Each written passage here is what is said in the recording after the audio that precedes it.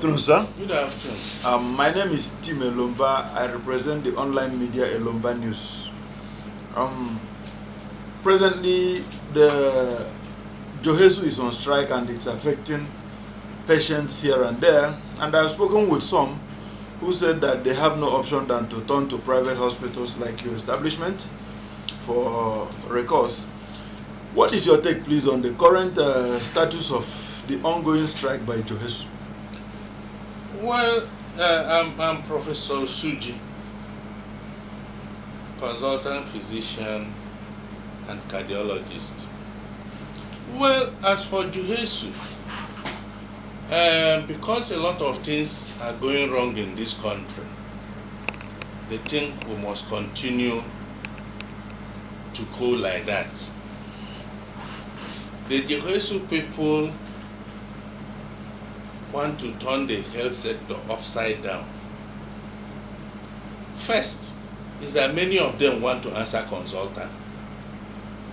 And you ask them, consultant what?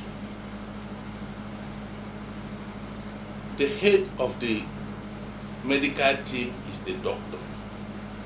Yes. The patients are under the doctor. Who admits the doctor, prescribes drug for the doctor, and discharges the doctor when he or she is fit to go home. The doctor sees the patient, prescribes what he thinks is necessary for the patient. For those that are admitted, he recommends what the nurses should do for the patient. For those that he prescribed drug, he recommends what the pharmacist should give to the patient. And he alone decides when the patient is fit enough to go home. But today, the nurse wants to answer consultant. The pharmacist wants to answer consultant. The physiotherapist wants to answer consult. The lab person, the lab scientist wants to answer consultant. And now, let us look at the health sector, their training. The doctor enters a medical school through JAM. After 6 years, he graduates, does his house job, and then youth service. After which, if he enters the civil service as a medical officer, and he remains there, he's promoted until he becomes chief medical officer. But the chief medical officer is just there, a medical practitioner, no special area. Then those who who come back from their youth service, who are interested in specializing, enter the specialist training program. Before then, they would have passed the first stage of the specialist program, primary. You are not expected to be in the teaching hospital to pass your primary. After the primary, and you get a placement in the teaching hospital, you begin your training program proper. Whether in medicine or in surgery, generally, after the first 3 years, you are qualified to write your Part 1 exam. After the Part 1, if you pass the Part 1 exam, you come back and put another 3-4 years or even more to prepare for your Part 2. After you've passed the Part 2 exam, you are now eligible to be appointed a consultant. Some people, on the average, this is a minimum of 6 years. Some people spend more than that, sometimes 8. Now, when you are appointed a consultant, you now have other doctors who are training, working under you. But everybody in this country wants to be consultant without working hard for it. Now, when you become a consultant, your field of practice narrows down to that area of specialization. Say cardiology, which I am. You are a cardiologist, is that you have your field reduces, you don't have any business with surgical problems. Yes, of course. You don't have any reason to go and look at women who are pregnant or who have gynecological problems. Sure.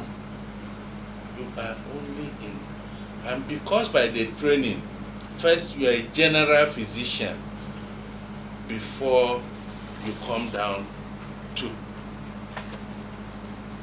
cardiology. Abroad, you then have the general cardiologist, which currently we are not doing because we haven't had adequate training. You have the interventionist cardiologist, because after the general cardiology training for in America, for example, you go for another training program to become an interventionist. So, but in this place, everybody wants to be a consultant without working for it. So, in your immediate judgment, you felt that the ongoing protest by JOHESU is not worth it? Yes, because they want, for them, they want to aim like the doctors, which is never done anywhere in the world. If you recall, if I may quickly say, some people are already, there are already calls from some quarters for the government to listen to their demands and see so that the health sector can move forward. Well, do you think the calls are not necessary? What if people are calling the government to listen to them? I'm one of those who said government should listen to them. But the point is this: during the time of President Babangida, because the doctors had kept complaining about paying doctors and the other health workers the same salary. It was at that time, it was during the time, what's his name now, was Minister of Health, that the government actually took that Ransom Kuti was the Minister of Health. It was at that time that the government sat down and actually looked at what the doctors had been complaining about, which was obtained in other parts of the world, what is called relativity. Relativity simply means that there is a salary difference between what the doctor earns and what the other members of the health team earn. So if the government currently is listening to them, all the doctors are saying is that the relativity that is presently on should be maintained, so that if the relativity is 30% or 40% or 50% or whatever of the salary of the doctor and that of, say, the nurse for the pharmacy or whatever, what the doctors are saying is that at that, when you give them 100 naira, and so by that, from that 100 naira, you find 33% of it, and that becomes the salary of the doctor, nothing more.